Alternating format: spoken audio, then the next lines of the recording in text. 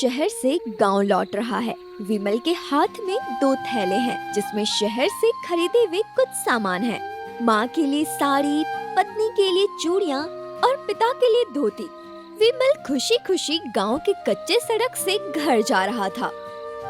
Train इतनी late थी कि स्टेशन पे उतरते उतरते ही रात हो गई। ऊपर से आसमान भी काला हो रहा है, कभी भी बारिश हो सकती है। बस किसी तरह जल्दी से घर पहुंच जाऊं।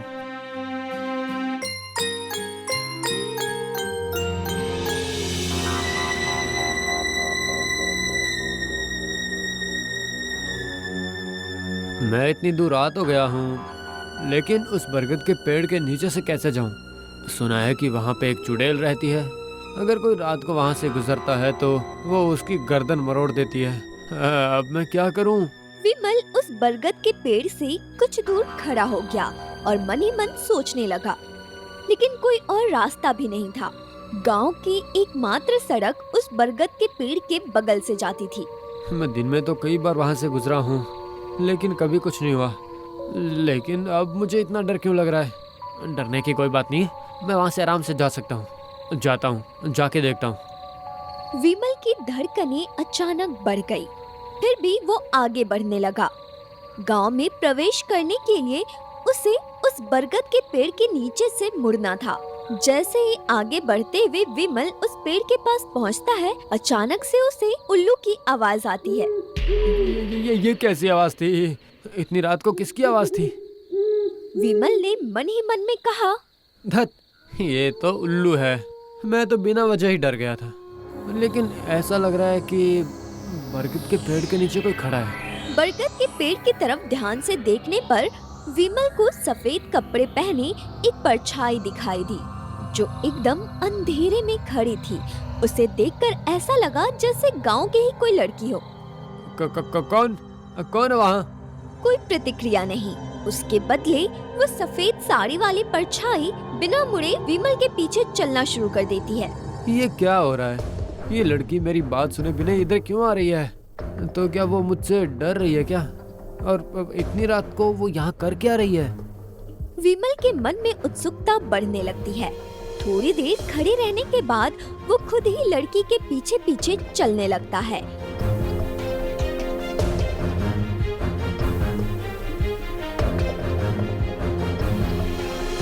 और बीच बीच में कहता है, अरे कौन हो तुम? और रात को इस तरह खाली सड़क पर क्यों चल रही हो? और तुम्हारा नाम क्या है? पर उस लड़की ने पीछे मुड़कर नहीं देखा। वो अपनी ही धुन में चलती रहती है। विमल उसका पीछा करते हुए गांव की सड़क पर पहुंच जाता है। कुछ देर ऐसे ही चलने के बाद विमल को ऐसा लगता है जैसे कोई उसके पीछे आ रहा है। ऐसा सोचकर वो तुरंत पीछे मुड़कर देखता है। उसके पीछे एक काली परछाई खड़ी थी और चलते हुए उसकी ओर आ रही थी। ये क्या? अब मेरे पीछे तो कोई भी नहीं था। ये अचानक मेरे पीछे कौन है और ये कहां से आ गई? विमल पीछे मुड़कर कुछ कहने जाता है, तभी पीछे मत देखना, पीछे मत देखना, सीधा आगे चलते रहो। विमल हैरान रह गया। वो आवाज का लहजा ठीक से समझ नहीं पाया, लेकिन उसे आवाज जानी पहचानी लग रही थी। पहले तुम मुझे बताओ तुम कौन हो और तुम्हारी आवाज मुझे क्यों जानी पहचानी सी लग रही है? और वो मेरे पीछे कौन है? चाहे जो भी हो, अभी पीछे मुड़कर मत देखना, सीधा मेरे पीछे चलते रहो तुम। अरे लेकिन मैं तुम्हारे पीछे पीछे क्यों चलूं? तुम हो कौन? मैं तो तुम्हें जानता भी नहीं हूँ। मैं तुम्हारे भले के लिए ही कह रही हूँ, मेरे पीछे पीछे आते रहो, नहीं तो। अब विमल को थोड़ा गुस्सा आ जाता है। एक लड़की इतनी रात को उसे अपने पीछे आने को कह रही है और ऊपर से उसके पीछे कोई और भी खड़ी है जो कब से उसका पीछा कर रही है। उसे बिना देखे वो ऐसे कैसे चला जाएगा? ऐसा मन में ख्याल आते ही वो पीछे मुड़कर देखता है।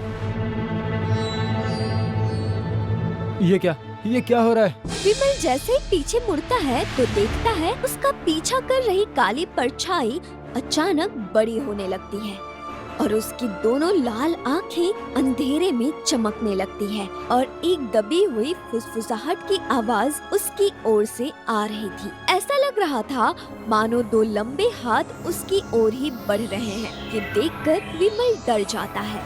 वो तेजी से आगे की ओर चलने लगता है।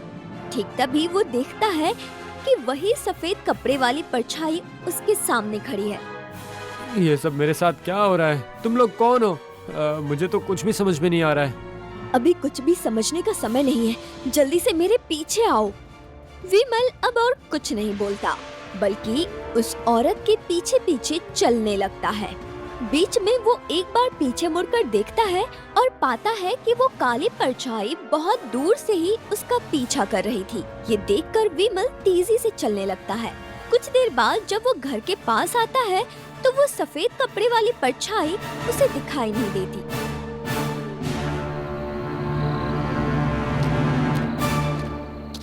विमल घबराया हुआ घर में घुसता है और उसके माता पिता उसे देखकर हैरान हो जाते हैं।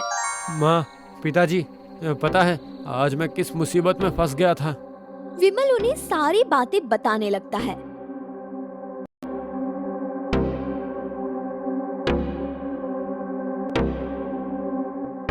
लेकिन मुझे एक बात बताओ विमल, क्या तुमने उस सफेद कपड़े वाली लड़की को देखा जो तुम्हारे सामने आई थी? ठीक से देखा?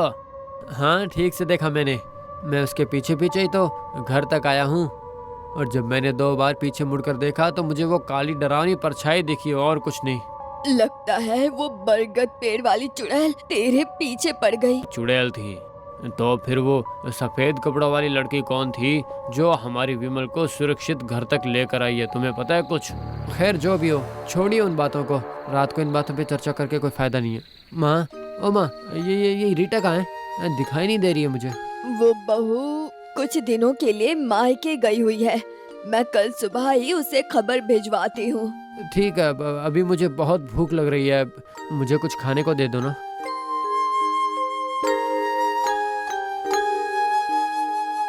कुछ समय पहले विमल के साथ जो अजीब घटना घटी थी, सब उसे भुलाने की कोशिश कर रहे थे, क्योंकि विमल सकुशल घर लौट आया था।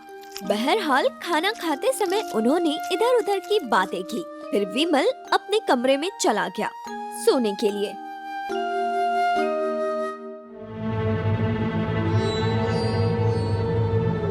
करीब रात के 1:30 बजे जब विमल की नींद खुली तो उसने देखा कि खिड़की के ठीक बाहर कोई खड़ा है। अरे बाप रे, ये खिड़की के बाहर कौन खड़ा है? तो तू किसी तरह से बच के निकल गया। उसने तुझे मेरे हाथों से बचा लिया था, लेकिन अब तुझे कौन बचाएगा? कौन है तुम? कौन हो? और तुम मेरे पीछे